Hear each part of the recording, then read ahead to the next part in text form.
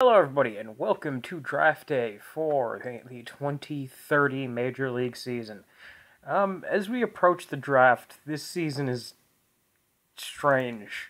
Parker Meadows hitting really well at the bottom of the lineup. Connor Bennett's been weird. He's been above average with the bat, though he doesn't quite have the power he had in the second half last year. Tanaka's been awful. Masayuki Tanaka is just 42 OPS plus with fucking barely above average defense. He's struggling hard. I don't know. We might have to do something about him at some point. Pasquantino, who's basically only been in the lineup against righties, has been hitting quite well against righties. I don't know why he's had any at bats against lefties. Though I've reached in there and I've tried to limit his ABs against lefties. Carter's been fine, a little bit worse than last year, but overall he's hitting well. It's these two who I'm really worried about. Torres, though I shouldn't say this, he's had bad starts to seasons before. I'm sure he'll bounce back, but he's really struggling. He is playing good defense at short though, which is nice. And Nolan Shonowell, 93 OPS plus. He started out on fire. His first week was insane, though he's really cooled off since. He had an insane March and April, but his May was awful, and his June has started off even worse. Something to look at, given that he's going to be here for a while. Colt Keith has been fucking insane, and Riley Green has also been one of the best players in the league for the second year in a row. Or, not second year in a row. He's basically been this good since 2026. This guy is just consistently. I think he's a 30 homer guy now too. He's that guy. Might even be a Hall of Famer. Who knows? The pitching has been really good. Yamamoto and Scott have had their struggles this year, and so is Kim. But the bullpen, which started off really bad, has bounced back. Barnett's has struggled, and so has Cope. But actually, I only think Cope's up because Simar got hurt. Yeah. I don't know. It's also another year where we're slightly underperforming our fucking Pythagorean. I don't know. The team feels off this year, not quite sure why. But it's time for the first-year player draft. We are down at 28. So let's kick it up. Let's get going.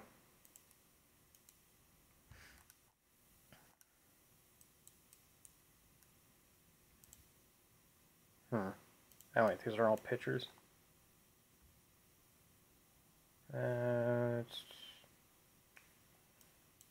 Okay, who gets taken first overall? Jeremy. Oh wait, that wasn't who got taken first overall.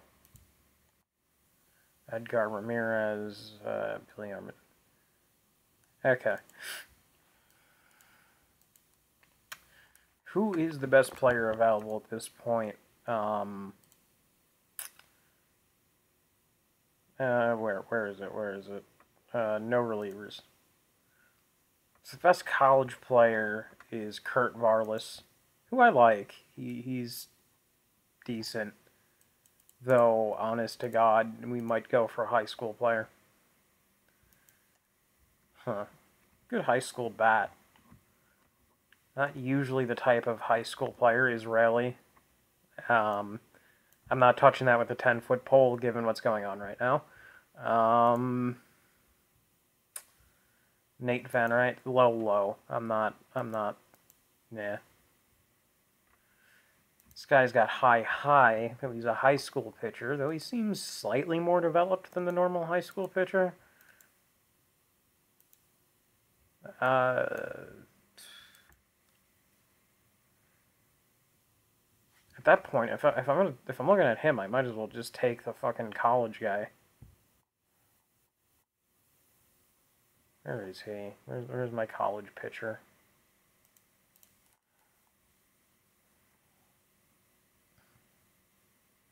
You know what? Screw it. I'm gonna take Kurt. It's my first pick. Much as I don't want to touch this guy with a 10-foot pole, I will take him.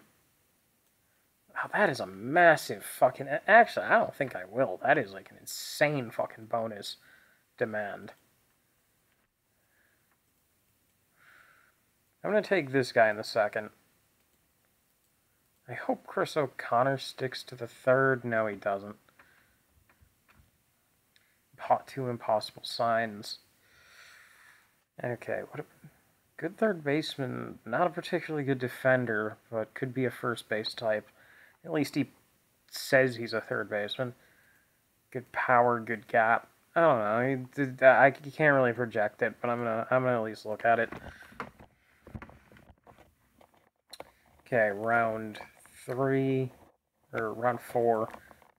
Chris Davis. I like his personality class, and I think this is a decent profile.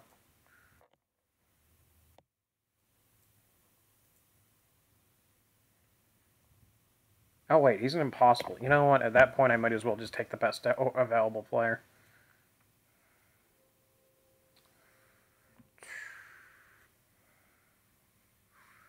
Wow, this is actually a good shortstop. Good middle infielder.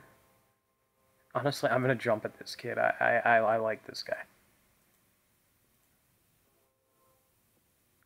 Steve Kennedy actually fell to the next round, too. This is the other guy I saw, and I was like, good work ethic, loyalty, low financial ambition. We'll take him. Okay, we didn't have our 9th round pick. Is there one of these catchers that is an actual catcher? No. Okay, who's the best hitter then? This guy. Okay, and I'll take him with my 11th round pick, and I will skip to the end of the draft. Okay, the draft has ended. I've got to send these guys their contracts real quick. Oh, wait, and apparently our 18th rounder is an impossible sign. I'm not giving him $7 million. Real quick, just going to show you the rest of our picks. 11th round, after 11th rounder Jim, we took Dan Thomas, relief pitcher Josh Allen. Yeah, I picked this guy specifically just because he has the same name as the Bills quarterback, and I love him sexually. No. Dan Cox, Ben Dean, Sergio Maris, Luis Arkin, and then we had two 18th round picks, Randy and, ironically, both named Randy. That's nice. Yes, so with that done,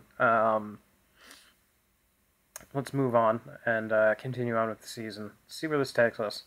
Okay, so here we are at mid-season, and the All-Star rosters have been announced. That's the prospect game. Here's the actual All-Star rosters. In the American League, Yoshinobu Yamamoto, Michael King, and Jackson Jobe have made the team for us. They will be joined by Colt Keith and, weirdly enough, not Riley Green. I would have expected him to make it. He's having a really good year. Also no Aaron Judge, but annoyingly enough, Zion Jones. And I've noticed this. JJ Musina, our antagonist from last year. Well, I should probably show the history page before I show any of this. He completed an outstanding training on one of his pitches in the offseason. 18 strikeouts, perfect game. Striking out 22, new major league record. 18 strikeouts, 15, 16. No hitter. 19, 18, 20, 18, 18. No hitter with 22 strikeouts. Yeah, he's reached a new gear, and he may be the best pitcher in the history of time. 6.69 ERA plus 13 WAR. Uh, he's nearly set a new strikeout record halfway through the season. He's pitched 13 no hitters, or he's pitched 2 no hitters in a perfect game.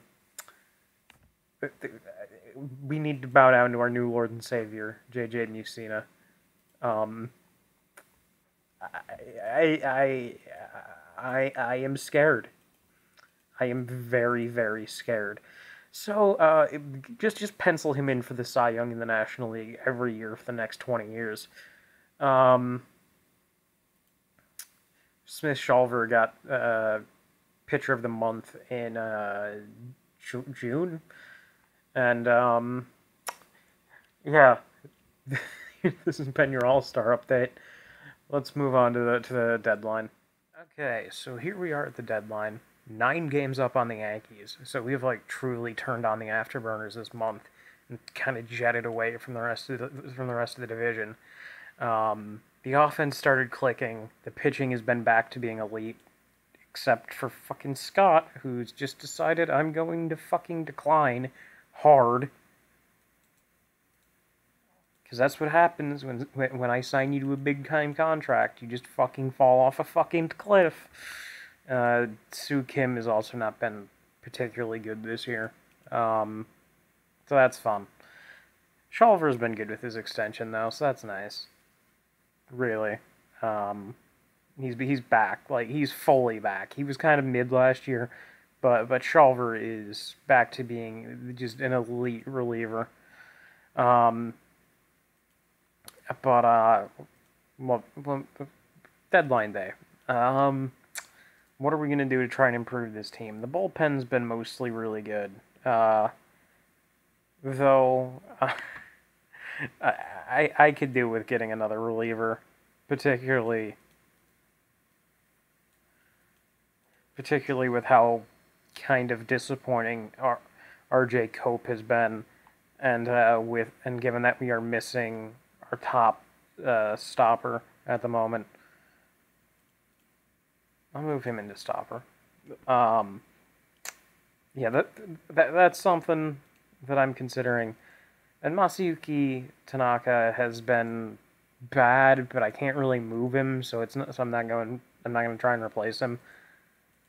Also, I just realized Connor Bennett is having himself a really nice season, especially given that he's an elite defensive catcher. Jesus Christ, I didn't realize that.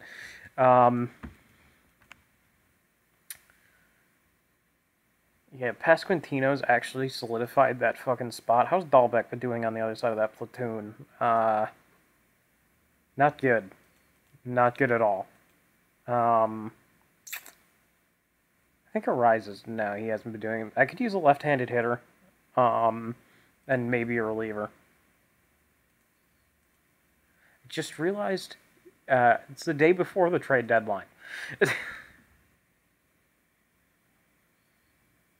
And we lose in a fucking slugfest. Also, that's the first time Shonawell has hit 240 in like months. But here we go. Deadline day. Left-handed hitter, or right-handed power hitter, and some sort of reliever. Okay, what kind of contract is he on? 7.5, and how does he hit? Not really that good.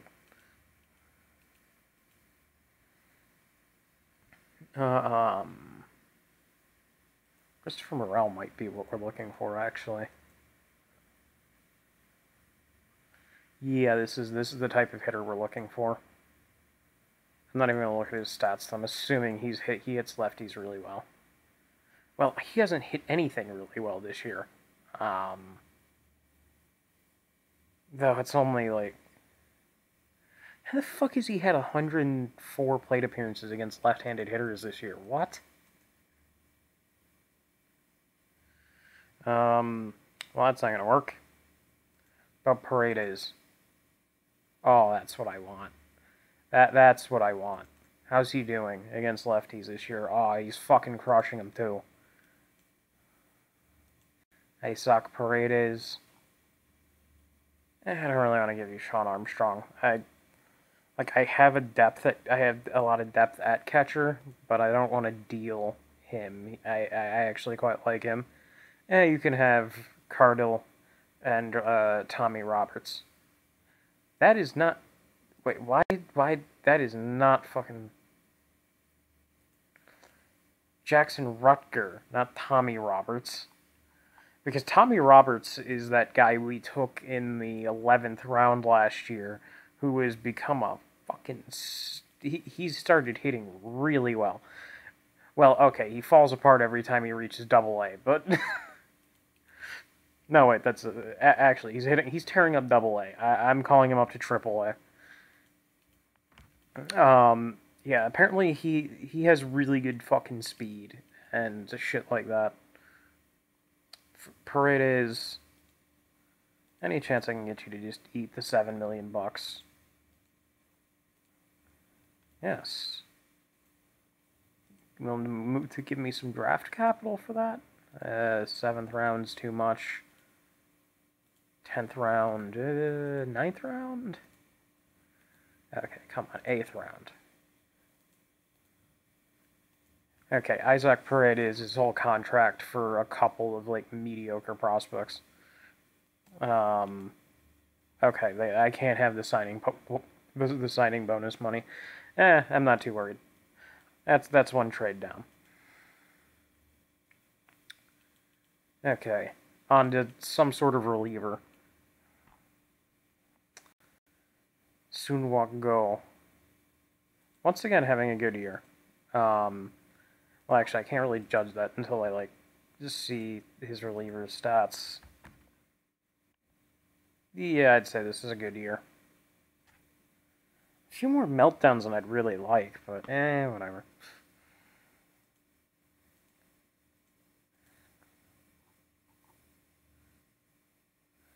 Luis Verneva, okay.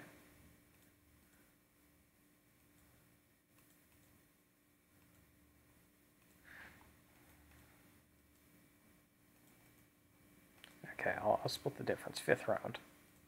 20th round? No. Yeah, I'll gladly take this trade. Wusak Go and a 5th round pick for Luis Villaneva, who was an international free agent I signed a few years back. Deal. I have a lot of depth at catcher, and honestly, come on. So Cope is going down. Dahlbeck is getting cut. Paredes and Wusak Go are both being added to the roster. Paredes, designated hitter. Wusak Go, leave him in middle relief, but high leverage guy. Use more often. God damn, is there anything else I really fucking want? I'm not making a move for a starter. We have an amazing rotation. At this point, I think I've cleared up any concerns I had about the bullpen. The lineup, Sean Wells been improving. Here's the list of OPSs. Sean Wells still below league average, but he's had a very good month of July. Arias is this whole team. We're hitting quite well. It's annoying that Sean Wells not hitting well because I brought him in to be my first baseman. Also, how the fuck did he go up 10? How did he go up? He sucked. Whatever. My scout is on drugs, clearly. But yeah, he's had a monster July, which has really helped him outweigh the fact that he was nowhere from May and June. Also, this doesn't really make any sense. If he was worth that, and I'm not giving you Pascantino. Also, there's a new guy named Clay Holmes in the league. No, wait, this is just Clay Holmes. Wait, he's been a two-time All-Star? 2022, that makes sense. 2027. That was the year that we traded for him, and he was fine. Yeah, it looks like he's been... Oh, he went back to the Yankees and sucked. Good to know. Well, it says he sucked, but his... I don't know, man. And then he's been pretty mid for the Las Vegas this year. No. I am not doing that. Even though you are offering me some decent prospects, Pasquantino is having a fucking career year, just mashing fucking righties. Look at this shit. 135 OPS plus against right-handed pitching. Oh, just great year for Vinny. Yeah, honestly, like, this is strange. This usually doesn't happen. Usually it takes me forever to find a guy, to find what I'm looking for at the trade deadline, but damn, I found it, like, right off the bat. And both trades were, like, really nice and cheap. Fuck, this never happens. Honestly, this is probably way too short of an episode. We're gonna just sim to the end of fucking deadline day if this is the case. And, we'll play a game, just because it's a bit... It's too short. We'll play one of these games against Washington.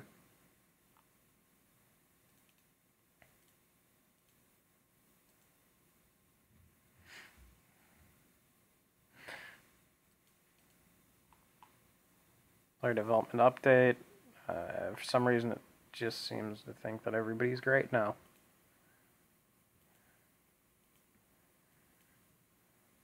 Colt Keith, hot bat in July. Yamamoto, best pitcher in July. Okay. Play this game against Washington.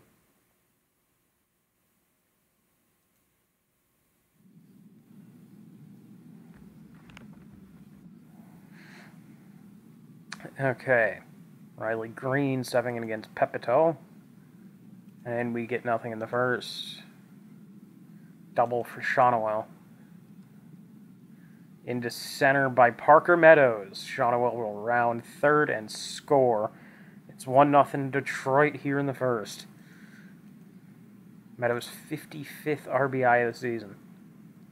He steals second. Connor Bennett, full count. Okay, yeah. Well, he does do that. Nothing going. Evan Carter. Shonowell. Line drive, base hit. Good day for Shonowell continues. As the Tigers get rolling here in the fourth.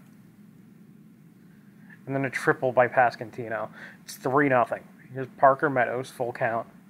Walks. Here's Connor Bennett. Bennett crushes it on the ground to short, double play, but the Tigers will tack on their fourth run of the day. And then Riley Green hits a triple, which drives in Tanaka, bringing in Eduardo Rodriguez to face Colt Keith. Too bad. Colt Keith with a base hit. 6-0. I don't even know what's going on with Washington right now, but it looks like they still have the same flaws that last year's team did. Basically, they can't pitch. That's a base hit, and Shonowell will score for the third time today. Second time Parker Meadows has driven him in. And Bennett with a double driving in Parker Meadows. Here's Tanaka. Rounded to second, inning over. God damn.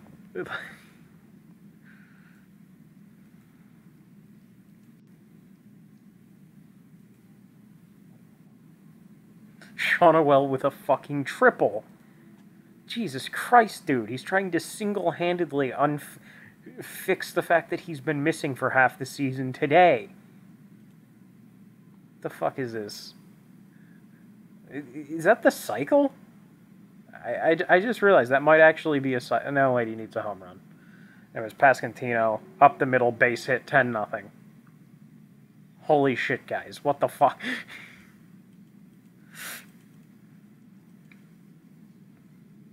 Pasquantino, and now he 3-1 to Bennett. Walked him. Okay, guys, what the fuck? What the hell are we doing? Tanaka 2-1. Tanaka into center. That'll be a run. 11-1. 11-0, I meant. Here's Riley Green, full count. Struck him out. Okay. Colt Keith. Hit in the air. It'll fall, base hit. Jesus Christ, guys. 12-0. Glaber, 2-2. And he goes down swinging.